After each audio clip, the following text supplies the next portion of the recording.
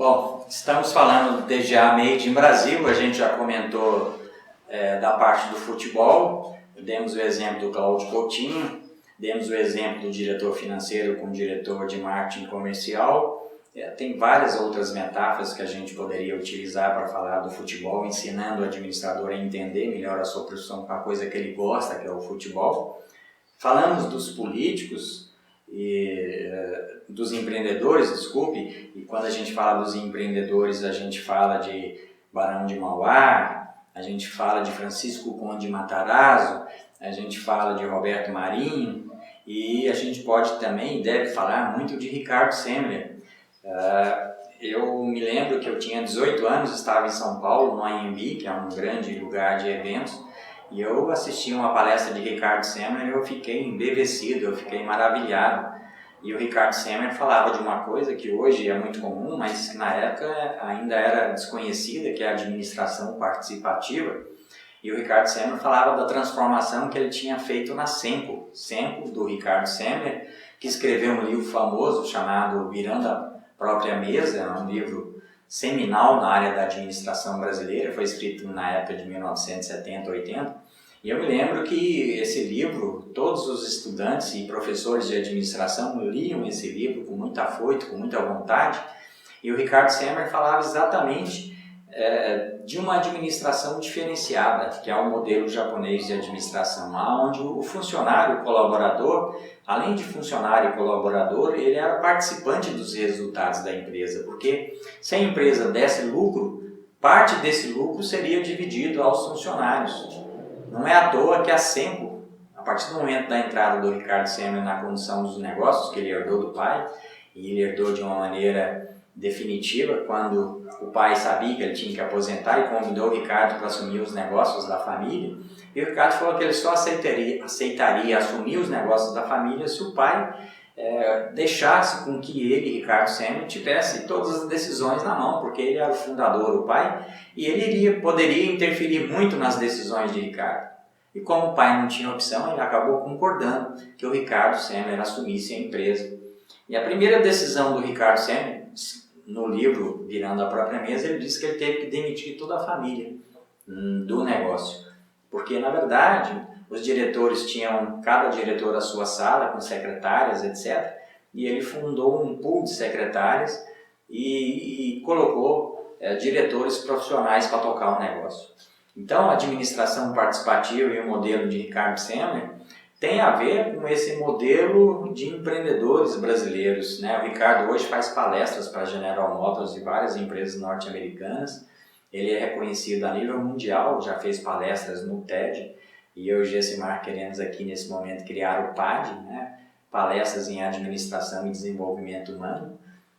para que a gente possa difundir um negócio, a maneira de administração brasileira, Made in Brasil. Então tem a ver com esse livro que nós aí estamos demonstrando para vocês, que está em português, em inglês e agora sendo invertido para o espanhol. Então todos terão a opção de conhecer essas ideias brasileiras. E a terceira vertente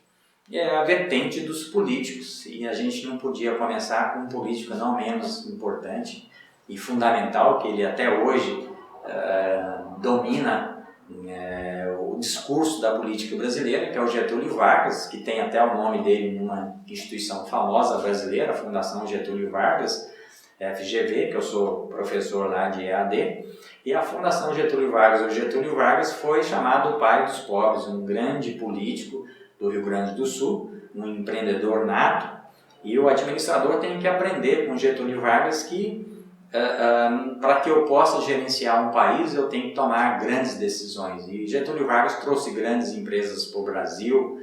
e montou aí uma espinha dorsal, um modelo de gestão de recursos humanos, que é a CLT, a Consolidação das Leis do Trabalho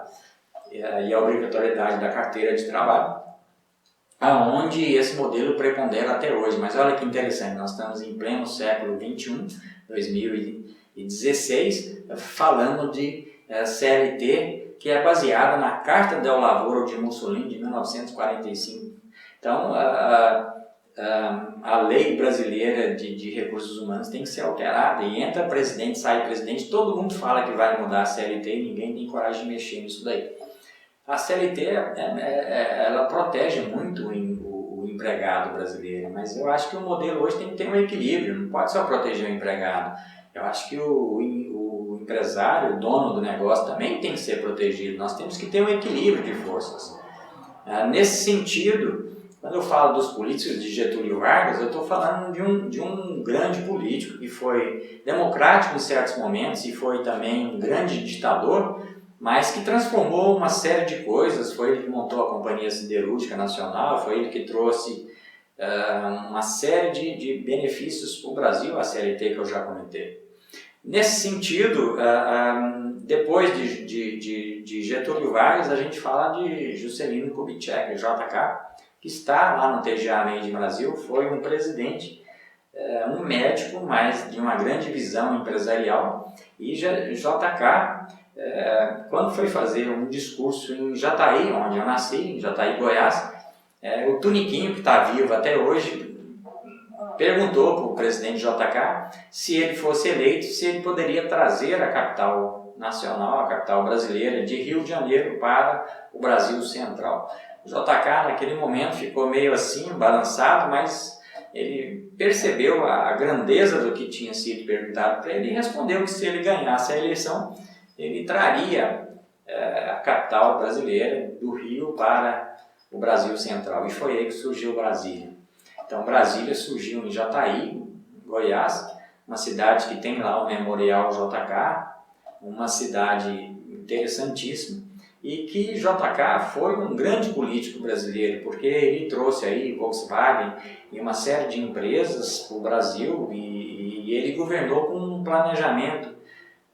que é uma ideia muito forte para nós administradores, e esse planejamento dele dizia que ele ia fazer um governo de 50 anos em 5, né? Naquela época era 5 anos para o presidente da República, e ele governou 50 anos em 5, e ele realmente transformou muito o modelo mental brasileiro e trouxe grandes empresas para o Brasil, e realmente foi um presidente que fez a diferença. Nesse sentido, quando a gente fala então dessa vertente política, a terceira vertente do TGA Made in Brasil, a gente pode com muita tranquilidade dizer que a gente também tem, e foi falado, de um presidente que foi o nosso grande político Tancredo Neves. E Tancredo Neves é um matreiro da política que enfrentou as diretas já, que era o Brasil já se movimentando para as grandes mudanças e querendo mudanças na política brasileira,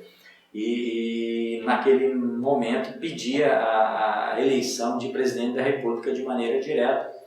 E Tancredo Neves, entendendo esse momento, aonde nós passamos pelas mudanças da Revolução, nas mudanças do golpe de Estado, que foi os militares intervindo na política brasileira, nós tivemos aí a quebra desse paradigma com a entrada de Tancredo Neves na política brasileira, sendo eleito, mas infelizmente ele foi eleito e faleceu rapidamente, e foi assim uma grande perda para o Brasil, porque Tancredo Neves tinha grandes promessas para o Brasil. Aliás, eu acho que se ele tivesse sobrevivido, essas grandes promessas, não sei como é que ele cumpriria todas. Mas assumiu no lugar de Tancredo Neves o seu vice, o Itamar Franco, e a gente pode dizer que o Itamar Franco foi um grande brasileiro, no sentido de que ele implantou no Brasil ideias interessantes e colocou no Ministério da Fazenda Fernando Henrique Cardoso, e Fernando Henrique Cardoso, seu ministro da Fazenda, implantou um plano fantástico que quem é brasileiro tem que tecer loas, tecer assim, grandes loas ao que o nosso amigo Fernando Henrique Cardoso implantou, que foi o Plano Real, que quebrou a espinha dorsal da inflação brasileira. O que o Fernando Henrique fez? Ele criou um plano chamado Plano Real, que tinha um referencial chamado URV, Unidade de Referência de Valor, Porque até então o Brasil, como a inflação brasileira era muito alta, era cavalar, nós estávamos à beira da hiperinflação. Eu me lembro que na época do governo anterior, o Sarney, a inflação chegou a ser 86% ao mês, isso é impensável. A pessoa recebia R$100 no mês, se ele não tivesse como aplicar isso no mercado financeiro, no fim do mês ele tinha R$14. Então, com esse plano real, com essa urbização, seria quase que uma dolarização do valor referencial da moeda brasileira, ele transformou os valores em valores que o brasileiro conseguia acompanhar. E nesse momento, então, o Fernando Henrique Cardoso, com esse plano que transformou a economia brasileira, foi tão bem reconhecido pela população que ele, de ministro da Fazenda, se transformou em presidente da República. E é essa figura que eu também falo no livro TGA Made in Brasil, aonde nós temos aí a ascensão de Fernando Henrique Cardoso, um grande intelectual brasileiro, que foi um cara que implantou o Plano Real, que implantou a lei da responsabilidade fiscal, a lei essa que prepondera até hoje no Brasil, e que fala que políticos não podem simplesmente investir à torta e à direita, que eles têm que cumprir regras e que essas regras têm que ser respeitadas. Não é à toa que nesse momento atual aí nós estamos com a Dilma sofrendo processo de impeachment porque ela desrespeitou a lei de responsabilidade fiscal. Nesse sentido, quando eu falo então das três vertentes, a vertente do futebol, a vertente dos empreendedores e a vertente dos políticos, eu no TGA Made in Brasil mostro para o brasileiro que nós temos um jeito de administração Made in Brasil, um jeito de administração brasileira com grandes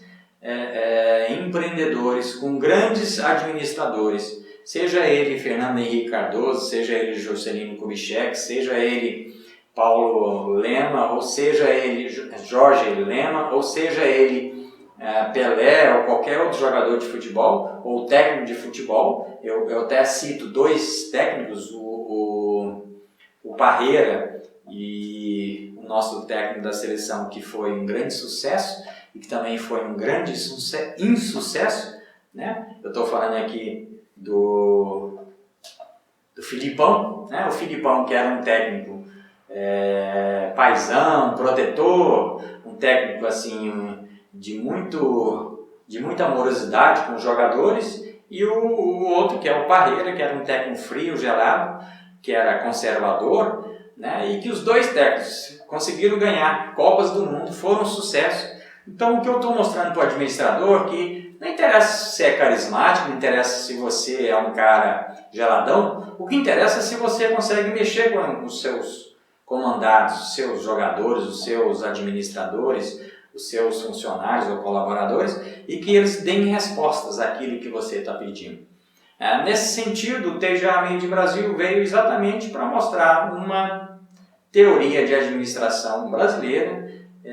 provocada por um aluno da Universidade Federal de Viçosa, que me questionou sobre isso e que gerou esse livro com essas ideias, com essa percepção de uma administração made in Brasil, que é diferente da administração norte-americana, que é diferente da administração europeia, que é diferente da administração asiática, porque cada país tem as suas peculiaridades, a sua cultura, né? Então, eu acho que cada país com a sua cultura, com o seu jeito, tem que ter o seu jeito de administrar. E o nosso jeito, Made in Brasil, ele é de fundamental importância para que a gente possa